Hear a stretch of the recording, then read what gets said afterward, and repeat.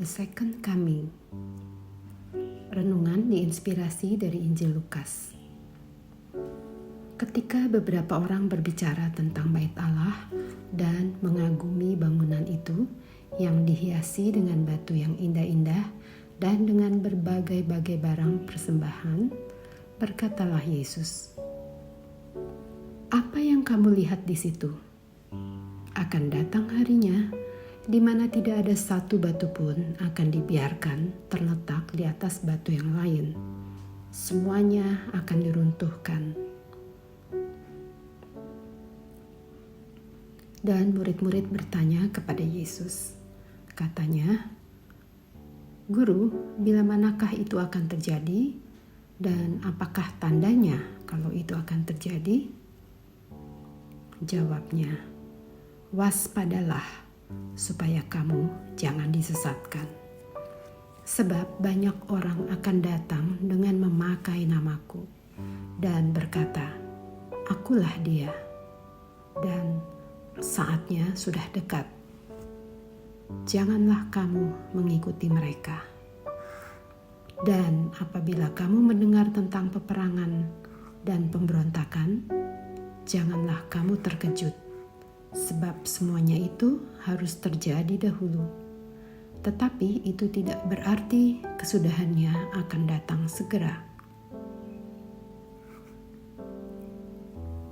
Ia berkata kepada mereka, "Bangsa akan bangkit melawan bangsa dan kerajaan melawan kerajaan.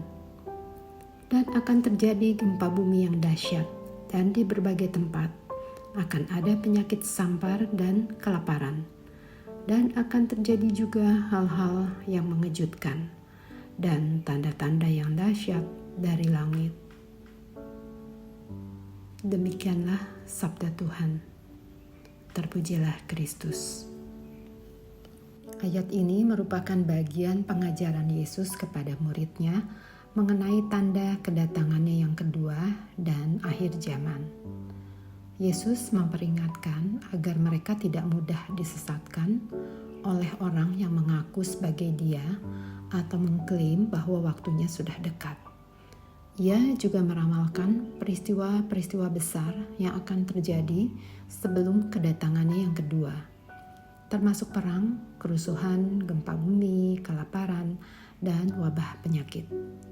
Yesus menekankan itu hanyalah permulaan penderitaan yang akan datang di akhir zaman. Tulisan ini saya buat di hari ke-25 Perang Israel-Palestina. Perang dimulai saat Hamas yang merupakan salah satu partai mayoritas dalam kabinet Palestina menyerbu Gaza di hari perayaan orang Yahudi, Shemini Atzeret pada 7 Oktober 2023. Hamas mengklaim menembakkan 5.000 roket, serangan dari darat, laut, udara. Israel balas menyerang. Ratusan orang dari kedua belah pihak tewas dan ribuan terluka.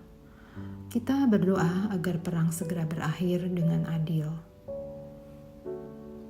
Mengingat banyaknya negara besar yang terlibat, orang kemudian ramai bicara tentang kemungkinan pecahnya Perang Dunia Ketiga.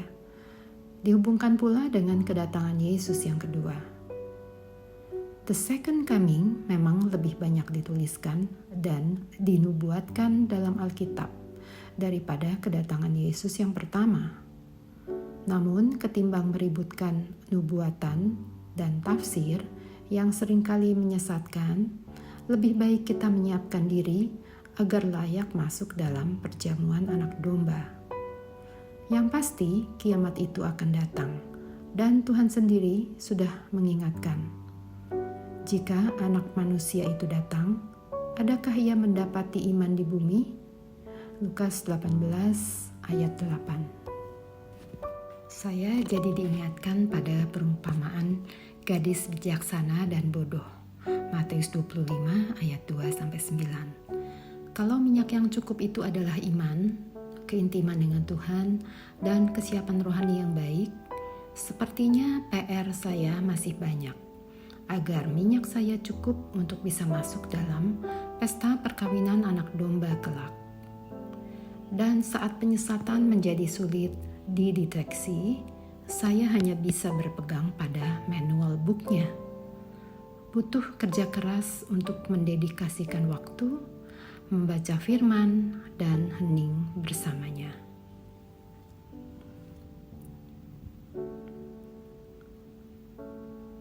Tuhan, aku ingin hening bersamamu. Sejenak aku kesampingkan semua rencana. Aku ingin kau berbicara di dalam hatiku. Tinggallah dalam hatiku di sekelilingku Tuhan. Aku mau mencintaimu tanpa syarat seadanya. Tanpa takut, lepaskan aku dari halangan mencintaimu. Doa dari petikan lagu Hening Bersama Tuhan, ciptaan Romo Justinus Rumanto SY.